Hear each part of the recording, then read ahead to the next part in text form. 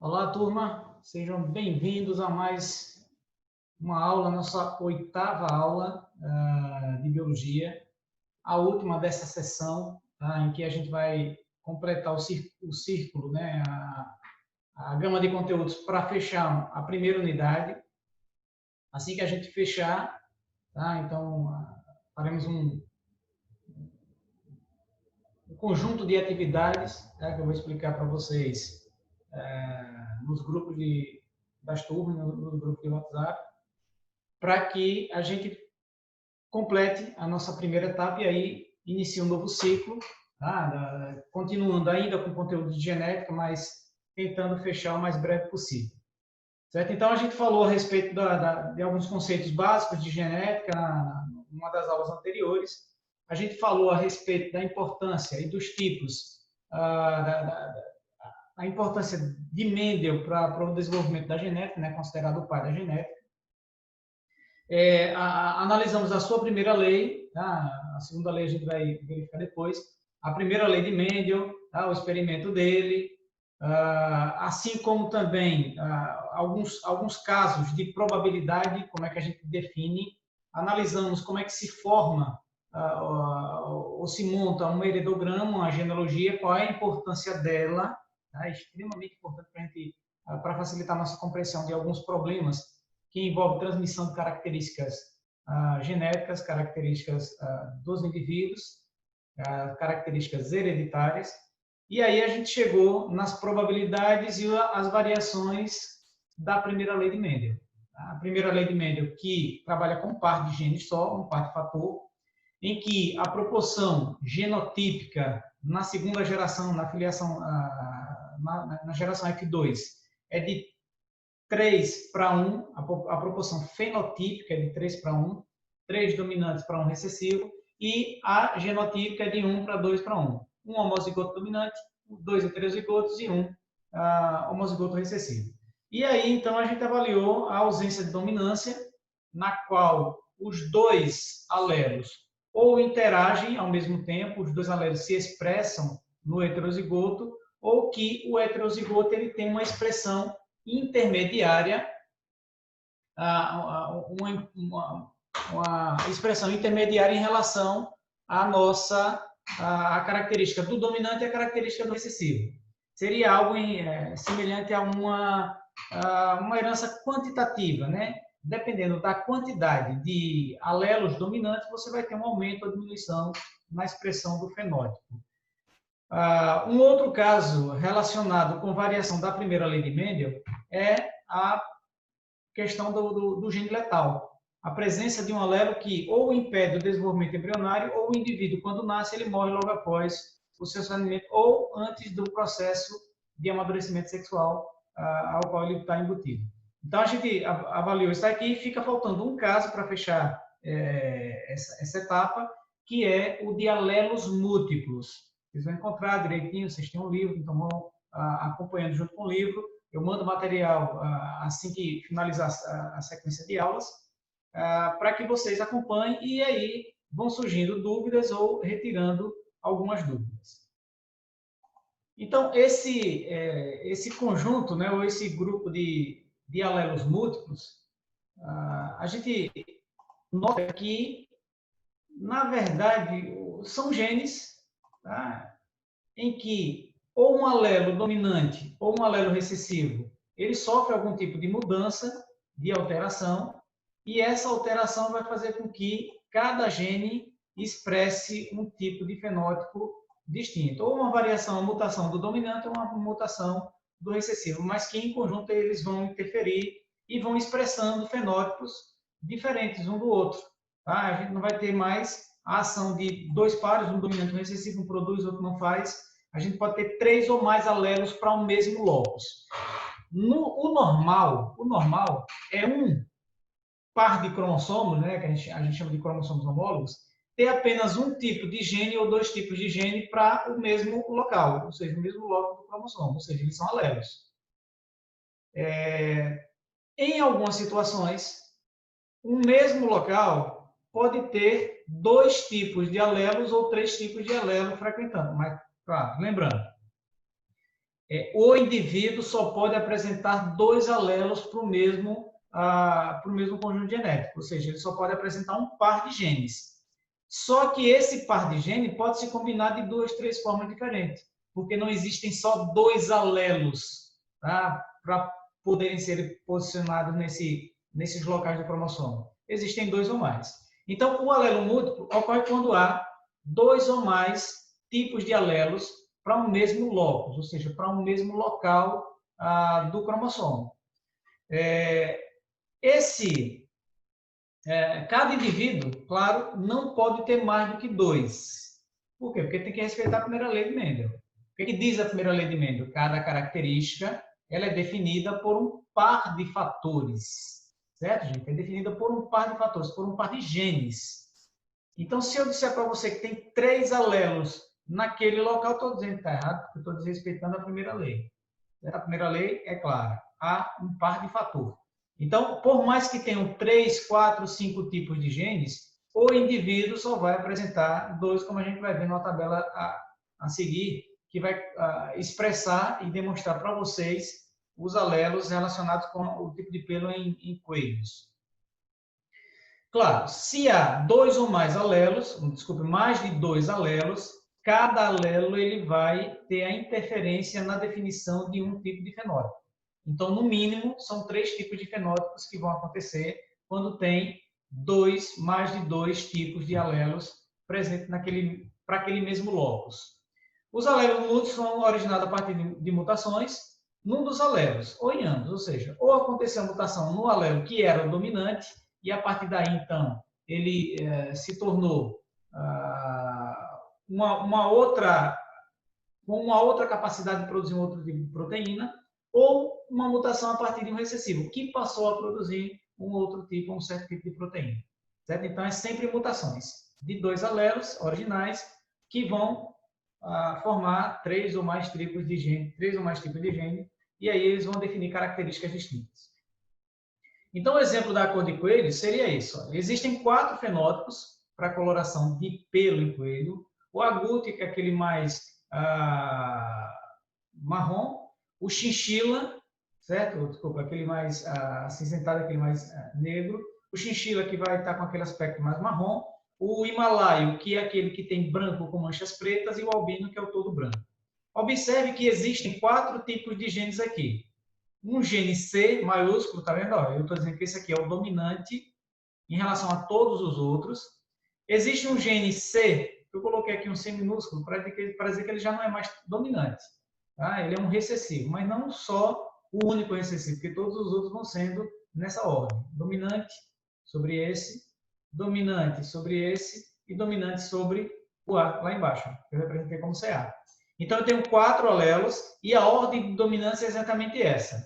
C é maior do que CH, que é maior do que o H, que é maior do que A. Então, tendo em vista essa relação de dominância, olha só como é que podem aparecer os genótipos. Ou seja, como é que eles vão se combinar. Observe que são sempre 2, tá vendo? 2, aqui 2, aqui 2, aqui 2. São sempre 2 alelos para definir o genótipo do indivíduo. Por mais que tenham mais de 2 tipos de alelos, cada indivíduo só pode ter, no máximo, 2. Então, para ter o fenótipo selvagem ou agouti, observe que ele pode ter 4 combinações genotípicas diferentes. Homozigoto para C, homozigoto para CH, heterozigoto para CH, heterozigoto para OH e heterozigoto para o Azinho. Já o chinchila, ele só é dominante em relação a esses outros 2. Então, por isso que ele pode ser o homozigoto, o heterozigoto com H ou o heterozigoto com o gene do albino. O gene que é para determinar o himalaio, ele pode ser homozigoto, tá? Obviamente, e ele só é dominante em relação ao albino. Então, ele só pode ser heterozigoto assim. E o indivíduo que é albino, obrigatoriamente, ele é o recessivo. Então, numa genealogia, quando eu digo para você que o indivíduo é agouti ou selvagem, ele pode ter qualquer uma dessas combinações. Se eu disser que é chinchila, ele só não pode ter essa combinação para ser chinchila. Tem que ter o gene chinchila, mas não pode ser essa. Porque o gene C é que é dominante. Então, ele tem essas 3 combinações aí na sequência que vão definir o fenótipo chinchila. O único que eu tenho certeza como é o genótipo é aquele que é o recessivo por inteiro. Ou seja, é aquele que só se expressa quando está em homozigose. Ok? Então, essa daqui é uma situação, um exemplo, para definir o fenótipo ou os fenótipos da pelagem de coelho. Alelos múltiplos é um caso típico desse. Existe na espécie humana uma situação em que há alelos múltiplos bem característicos, mas que englobam 3 casos distintos. Nele, a gente vai encontrar dominância completa, codominância e alelo múltiplo. Certo? Então, observe aqui que o sistema BO, tá, que é o sistema do grupo sanguíneo A, B, AB e o tipo O, ele é definido por 3 alelos. Cada alelo vai interferir na produção de imunoglobulinas, ou seja, de anticorpos, anti-A, anti-B. Então, por isso que a gente coloca o izinho aqui. Então, esse gene IA, ele é um gene ativo, ele é um gene com capacidade de produção de uma proteína, de interferência na produção de uma proteína, e esse gene IB, ele também é. Então, quando os dois estiverem presentes no mesmo indivíduo, tanto o gene IA vai produzir sua proteína, que a gente vai chamar de aglutinogênio A, quanto o gene B também vai produzir sua proteína, que eu vou chamar de aglutinogênio B. Mas o genezinho, ele é o recessivo, ele é o que não produz proteínas típicas. Essas proteínas produzidas a gente vai chamar de aglutinogênio. A aglutinina vai ser um anticorpo, a aglutinogênio vai ser a proteína que ele produz. Então, eles dois são codominantes, mas os dois são dominantes em relação ao genezinho. Então, por que eu digo que são 3 casos distintos? Entre B e Izinho é dominância completa. Entre A e Izinho, dominância completa. Entre IA e B não existe dominância porque os dois se expressam. É uma codominância ou ausência de dominância. E o que eu percebo é a existência de 3 alelos para definir o fenótipo.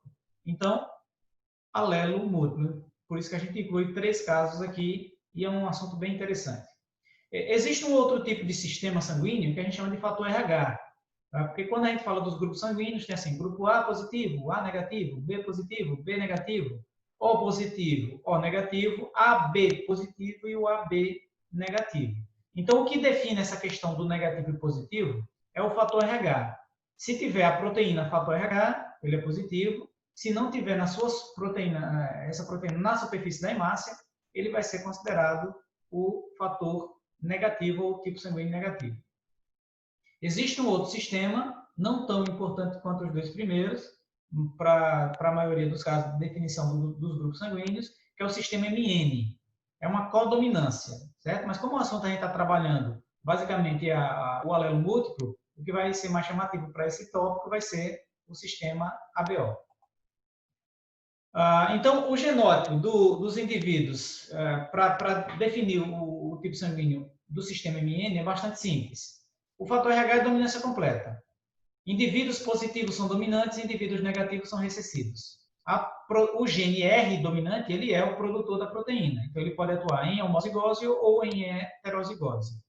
O recessivo é aquele que não vai produzir proteína, portanto, ele vai ter que ser Rzinho, Rzinho. No sistema MN, o indivíduo do tipo M é homozigoto, do tipo N é homozigoto para N, e do tipo MN ele é um heterozigoto, que é um caso de codominância. Como esse grupo sanguíneo não interfere em relações de doações, então a gente descarta ele em grande parte das questões, porque só quando for trabalhar questões de probabilidade, para incluir e aumentar a dificuldade para o aluno, a gente coloca o terceiro caso. Mas, em geral, os 2 primeiros são os mais chamativos, os mais interessantes, principalmente nas questões de vestibulares.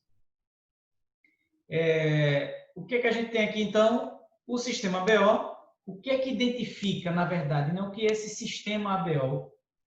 Todos eles são definidos, tanto o grupo sanguíneo A, B, por algum tipo de proteína que é produzido na sua superfície da hemácia, que atua como um agente estimulante de anticorpos. Claro, se eu não tiver. Porque um anticorpo eu só produzo se eu não tiver a proteína em contato com o meu corpo, se ele não for minha. Se eu não tiver essa proteína, meu sistema de defesa reconhece como não próprio e aí vai aumentar a produção de anticorpos. Ou seja, vai reconhecer como corpo estranho, reconhecido pelo sistema de defesa específico, linfócitos B, linfócito TCD4, produção de plasmócito, e aí vai produzir os anticorpos. Como os anticorpos eles ficam na memória imunológica, ou seja, o corpo, quando produz a primeira vez, ele continua a produzir. Então, toda vez que tiver contato com esse antígeno, o que é o antígeno? Aquilo que não é próprio, certo? Então, por exemplo, se eu tenho o grupo sanguíneo A, essa proteína aqui, que eu representei com um círculozinho, ela é minha. Então, não posso produzir anticorpos contra isso. Mas se eu tiver em contato com um outro tipo de proteína, que não seja essa, tá? Que eu não tenha, aí eu vou produzir anticorpos contra ele, certo? Então, se eu tenho o tipo sanguíneo A, eu não vou ter, por exemplo, essa proteína aqui que é do tipo B. Tá? E aí, não tendo essa proteína do tipo B, eu vou produzir um anticorpo anti-B. Aí, observem que esse anticorpo ele vai atuar como se fosse uma chave para uma fechadura, para reconhecimento do seu antígeno. Então, muitas vacinas que são produzidas, o que é extraído do vírus e colocado no corpo da pessoa são alguns fatores como esse, algumas proteínas da cápsula que são reconhecidas como não próprio e meu corpo vai acabar produzindo anticorpos assim que entrar em contato com ele. Quando tiver uma infecção viral já com o vírus ativo, aí ele não vai ter uma atividade tão grande, porque meu anticorpo já está pronto, já reconhece, já elimina, não precisa aprender a fazer. Tá? Vamos trabalhar assim, como se ele fosse aprender a fazer. Então, o indivíduo que é do grupo sanguíneo A, ele tem esse tipo de proteína na superfície, por exemplo. O gene IA é o que produz, então aqui são os dois genótipos que ele pode apresentar. Aqui é o aglutinogênio, que é o A, e aqui vai ser o anticorpo chamado anti-B ou aglutinina anti-B. Se o indivíduo é do grupo B, então que tipo de anticorpo ele deve produzir? Para aquilo que ele não tem, tá? Essa é a proteína que ele tem. Então, qual é a proteína que ele não tem? A proteína A. Eu vou produzir um anticorpo anti-A. Se o indivíduo é do grupo AB, gente, aí esse daí tem os dois. Bom, por que ele vai ter os dois? Porque ele tem tanto o gene A quanto o gene B e os dois vão atuar na produção das suas respectivas proteínas. O aglutinogênio A e o aglutinogênio B. Tá? Estão representados aqui com a setinha. Se ele tem a proteína A e a proteína B, é claro que ele não vai ter condições de produzir um anticorpo, porque aquilo ele já tem, é próprio dele. Então, ele não produz nenhum tipo de anticorpo para esse caso. No entanto, o indivíduo que é do grupo O, a célula dele é assim, ó, tá? A hemácia dele. A hemácia dele não tem nenhum tipo de proteína aqui dessa situação, tá? Nem proteína aglutinogênio A, nem proteína aglutinogênio B. Por quê? Porque o genótipo dele é vizinho. São dois genes inativos que não produzem nenhum tipo de proteína.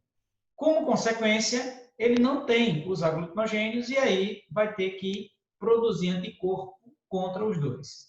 Então, por exemplo, quando a gente fala das reações de doação, o que vai dificultar e impedir a recepção de um sangue é o anticorpo que o indivíduo tem. Então, por exemplo, qualquer pessoa que seja do tipo A, ela vai ter anticorpos anti-B. Então, ela não vai poder receber sangue de nenhuma pessoa que tenha aglutinogênio B na sua hemácia. Então, ele não pode receber nem do B, nem do AB. O indivíduo que é do tipo A, do tipo B, desculpe, ele tem um anticorpo anti-A, então ele não vai poder receber sangue de nenhum tipo de proteína, de nenhum tipo sanguíneo que tenha a proteína A, nem o A e nem o AB. Então, o AB, gente, ele não vai poder doar para nada aqui. Porque ele tem os dois tipos de proteínas e os três outros tipos sanguíneos têm os outros anticorpos, tanto o anti-B quanto o anti-A, e aqui tem os dois, anti-A e anti-B. Mas, de outra forma, o indivíduo que é do grupo O, ele vai poder receber sangue de qualquer pessoa, em relação ao sistema BO. Fique claro isso, tá, gente? Para não ter confusão. O fator RH é outra situação que a gente avalia depois.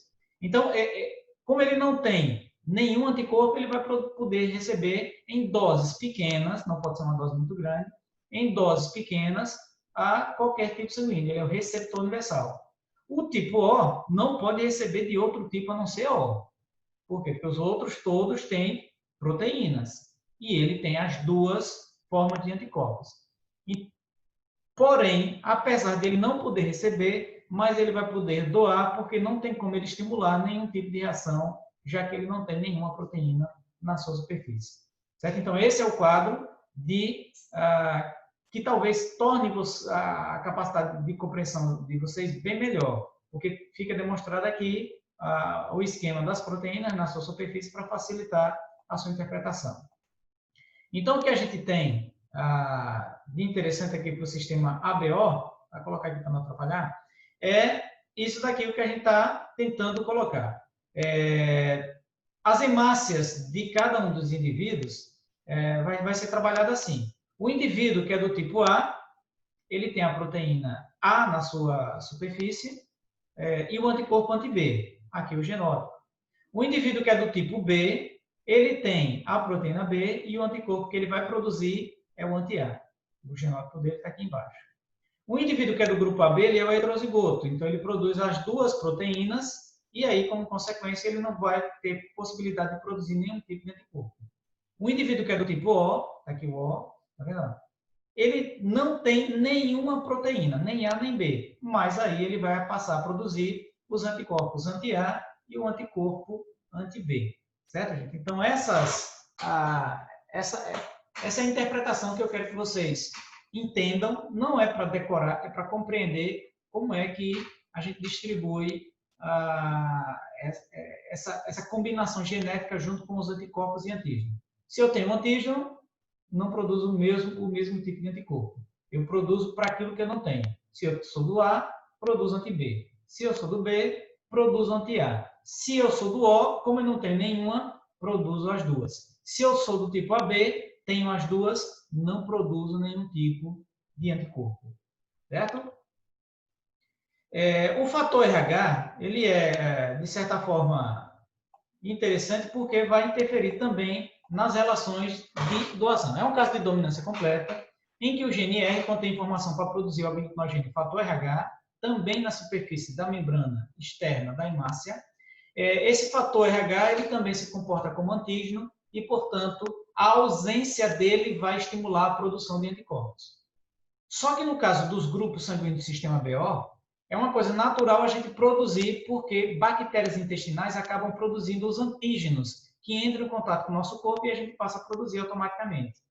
Mas no caso do fator RH, só é produzido um anticorpo anti-RH ou anti-D, se você tiver o contato direto com o sangue de uma pessoa portadora do fator. Ou seja, digamos que eu seja fator RH negativo e entre em contato com o sangue de uma pessoa que seja positiva.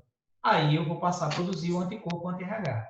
Sem isso, eu não tendo o primeiro contato, não vou produzir o anticorpo. Certo? O fator RH é o causador de um problema de saúde, na verdade, em recém-nascidos, doença hemolítica do recém-nascido ou eritroblastose fetal. É quando os anticorpos da mãe, os anticorpos anti-RH, eles vão atacar o sangue do filho. Para isso, o filho tem que ter o sangue positivo. E a mãe tem que ser negativa. Por quê? Porque só produz o anticorpo aquele que não é portador do fator RH, ou seja, aquele que é negativo. Tem o fator, é positivo. Não tem o fator, RH negativo.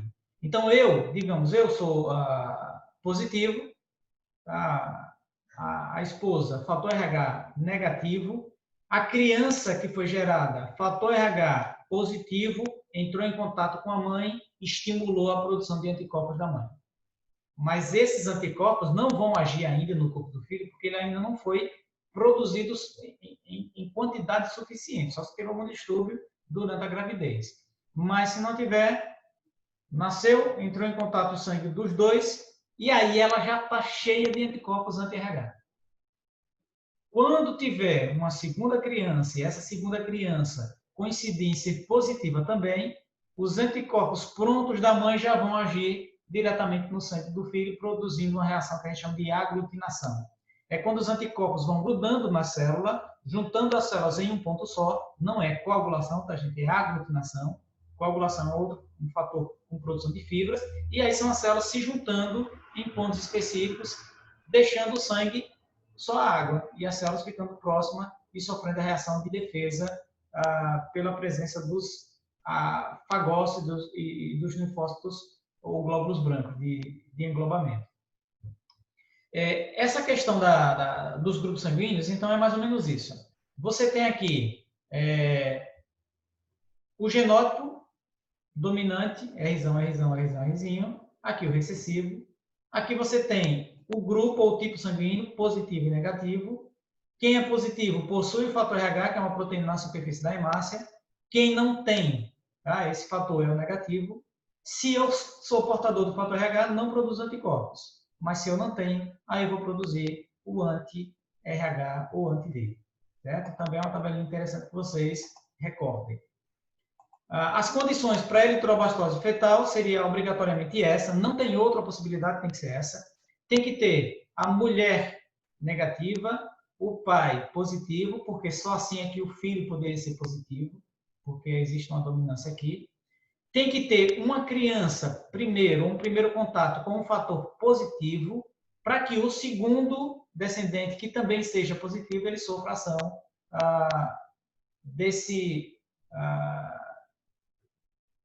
do anticorpo que a mãe produziu, certo? Por isso que em algumas gestações, a mulher que é negativa, ela já vai tomando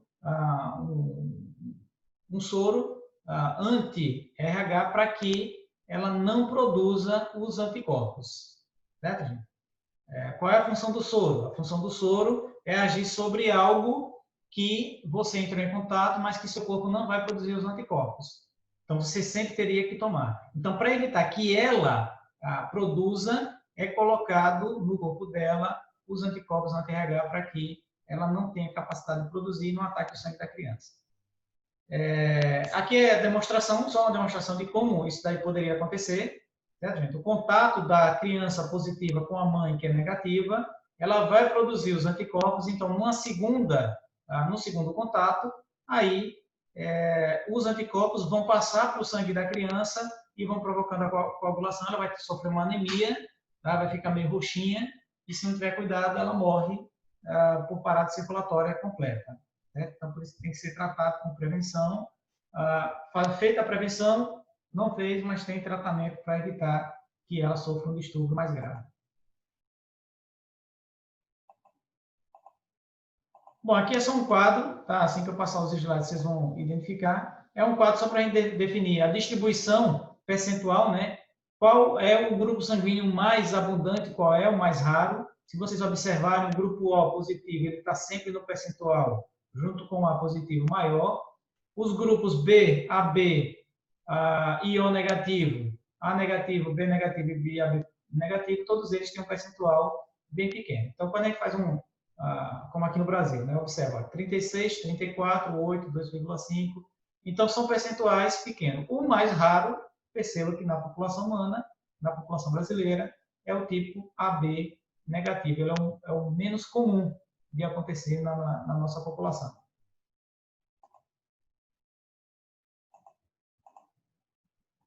Bom, e aí, para fechar essa questão dos grupos sanguíneos, a gente demonstra as relações de doação em relação aos grupos sanguíneos A, B, AB e o tipo sanguíneo O, como é que eles podem doar em relação aqui. Lembre, o que é que impede a recepção, o anticorpo que o indivíduo tenha. Então, se o indivíduo é do tipo A, ele tem anti-B, ou seja, não pode receber nem do B, nem do AB. Ele só pode receber dele mesmo e ele só pode receber, na verdade, sim, para a gente fazer uma análise precisa. Se uma pessoa chegou no centro, no hospital, e precisa receber sangue, a recepção tem que ser exatamente essa ordem. Quem é do tipo A, receber do próprio A. Quem é do tipo B, receber do próprio B. Quem é do tipo AB, receber do próprio tipo AB. E quem é do tipo O, receber obrigatoriamente do O. Eu estou excluindo a questão do positivo e negativo. Faltou sangue, não tem o seu tipo específico. E agora, o que eu vou fazer? Vou ver uma adequação. Vou ver uma forma que eu possa doar para essa pessoa e ela não tenha nenhum distúrbio mais grave. Então, a pessoa do tipo O, como ela não tem nenhum tipo de aglutinogênio, ela não vai estimular a defesa do indivíduo que recebe. Então, por isso que ele pode doar para todos. Mas o indivíduo que quer doar, ou o indivíduo que é do tipo AB, como ele não tem os anticorpos, ele pode receber de todos os outros indivíduos. Então, o O pode doar para o A, pode doar para o B. O B recebe do O e doa para o AB. E o indivíduo que é do grupo O eles podem doar para todos eles. Observe que o O aqui, ó, está saindo setinha para todos. O ideal seria essa azul, né? Aqui seriam adaptações.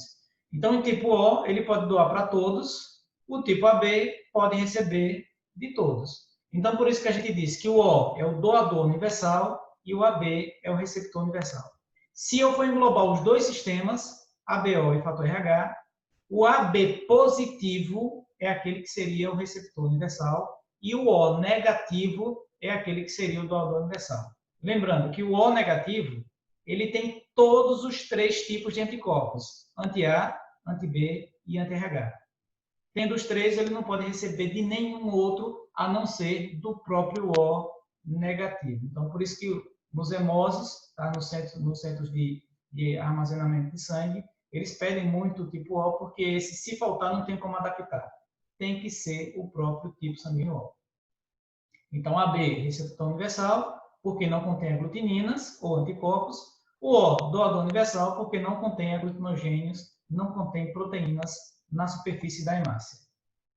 E aí, para a gente chegar a um ponto, né? Aqui seria a imagem da aglutinação, tá, gente? É um teste sanguíneo que a gente faz em prática. Coloca os anticorpos nas gotas de sangue e percebe se há uma coisa como essa, ó, tá vendo? Aqui sangue sem aglutinação, sangue com aglutinação. Então, coloquei aqui, esse aqui seria do tipo A, porque aglutinou só em cima, então ele tem a proteína A. Peguei um anticorpo diferente, coloquei aqui, não aconteceu nada, então porque não tem a proteína A. Aconteceu porque eu tenho a proteína B. Coloquei um anticorpo em cada um deles. Os dois aglutinados, então eles têm os dois tipos de aglutinogênios, é do tipo AB. Coloquei nas duas gotas de sangue, não aconteceu nada, então ele é do tipo O, porque ele não tem nenhum tipo de proteína na superfície da hemácia. Então, essa aqui seria uma tabela para a gente comparar o que seria, né? Como é que seria o tipo A, o tipo O sem aglutinação, o tipo A com aglutinação apenas com soro anti-A. Lembre que o soro anti-A não é o da pessoa, é um soro que a gente coloca extraído de outro grupo sanguíneo. Tá? Então, coloco naquela gota de sangue meu para verificar se há aglutinação. Se ocorrer, porque eu tenho exatamente aquele fator. Se não acontecer a aglutinação, é porque eu não tenho. A mesma coisa com o anti-RH. Peguei uma gota de soro anti-RH e coloquei no meu sangue. Não aconteceu nada, então é porque eu não tenho fator, eu sou negativo. Coloquei a gota do fator anti-RH, tá? O anticorpo anti-RH, numa gota de sangue do meu tipo, aglutinou, então eu tenho fator, eu sou positivo. Então, esta aqui é o teste que a gente faz para a definição de cada um deles. Por exemplo, aqui nessa questão, para a gente encerrando, o ponto escuro está dizendo não aglutinação, o pontinho aqui está indicando aglutinação. Aglutinou com A e RH. Então, isso daqui seria RH, ou A, desculpe, A positivo. Na letra B, só aglutinou aqui no B, nem no fator RH, nem no A. Então, ele é B negativo. Observei aqui nos dois, nenhuma aglutinação em nenhum deles. Nem A, nem B, nem fator RH. É O negativo, certo? Cadê o C? Desculpa, aqui é O negativo, tá, gente? O slide está errado. Na letra D, tá vendo? Está invertido, ó. Não tem aglutinação. Se não tem aglutinação, ele não tem A, não tem B e não tem fator RH. Está trocado aqui a ordem. Aqui é O negativo e aqui é AB positivo, certo? Antes de passar o slide para vocês, em tópicos, aí eu faço a correção e vai estar tranquilo para tudo. Na letra E, qual vai ser a combinação? Teve aglutinação no primeiro, é A, não teve em B e teve e não teve no fator RH. Então, é A negativo. Então, a correção que a gente vai fazer é só essa aqui para definir os grupos sanguíneos. Beleza? Bom, e muitas vezes a gente fala no outro tipo sanguíneo, na verdade é o chamado falso O, é o efeito de Bombay. Ele ocorre em pessoas portadoras dos alelos IA ou IB, ou seja, ela poderia ser do tipo A, do tipo B ou do tipo AB, mas que não tem nenhum dos dois tipos de anticorpos, nem anti-A, nem anti-B. O que é que isso infere? É porque para que essas proteínas sejam ativas, ou seja, para que o gene A e B atuem, eles precisam de um substrato. Esse substrato é produzido por uma outra proteína que é a substância H, produzida a partir de um gene Hzão, Hzinho. Certo? Ou seja, um outro par de genes que produz um precursor. Ele produz um substrato. Se não tiver essa proteína H, ou seja, se a pessoa for homozigota recessiva para esse gene, então ele não vai ter como o gene IA agir, produzir seu aglutinogênio, e o gene IB agir e produzir o seu aglutinogênio. Então, como ele não tem essas proteínas, automaticamente ele vai produzir tanto anti-A quanto anti-B. Porém, geneticamente ele não é do tipo O, certo? Ele é falso O. Ou seja, poderia ter indivíduos, numa descendência dessa pessoa com a pessoa do tipo O, poderia surgir um filho do tipo A sem problema nenhum, ou do tipo B, certo? Porque ele tem o gene para produzir o fator, porém não tem o seu precursor, não tem o substrato para que esse gene atue e aí faça a produção de sua respectiva proteína. Mesmo dominante para IA e B, os indivíduos se comportam como se fosse do tipo sanguíneo O. Nesse caso, a gente consegue identificar que a pessoa não é do tipo O, porque ele vai conter os anticorpos anti-H. Certo? Aí tem que fazer o exame sorológico para identificar a presença desse anticorpo e aí definir que ele realmente é porque não tem a proteína H e aí ele vai produzir anticorpos para ela. Certo? Ou seja, é um falso O, efeito Bombani. A representação dela seria isso daqui, tá, gente? Esse é o antígeno. Esse antígeno precisa estar presente para que o gene A produza o seu aglutinogênio A, para que o gene B produza o seu aglutinogênio B. Ou para que ele não produza, que seria o tipo O. Certo? Então, que seria o tipo A, B e O. Se faltar isso daqui, não tem como ele ter nem A, nem B. Então, ele vai ser interpretado como tipo O. Mas, geneticamente, ele pode ser tanto A quanto o gene IB. Então, gente, essa daqui é a última parte dessa primeira etapa da primeira unidade. A gente encerra essa aula, ficou talvez um pouco mais longa do que eu esperava, mas que ajuda vocês a entender melhor esse assunto e responder as atividades que eu vou passar para a turma assim na sequência, certo?